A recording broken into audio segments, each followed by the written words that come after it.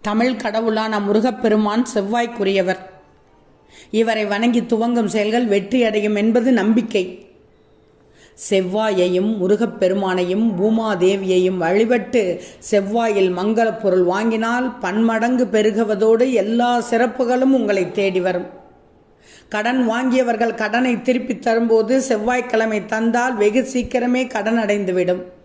மீண்டும் கடன் வாங்கும் சூழ்நிலையும் ஏற்படாது.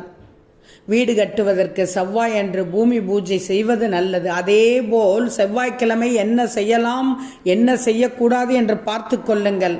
செவ்வாய்க்கிழமைகளில் மங்களகரமான செயல்களை மட்டும்தான் செய்யணும். செவ்வாய்க்கிழமை புனித நாள், துர்க்கை அம்மன் லட்சுமிக்குரிய நாள். இன்றைய தினத்தில் முடி நகம் வெட்டக்கூடாது. அப்படி முடி நகம் வெட்டினால் அதிர்ஷ்டம் போய் துரதிர்ஷ்டம் குடியேறிவிடும். அப்படி மீறி முடிவெட்டி சேவிங்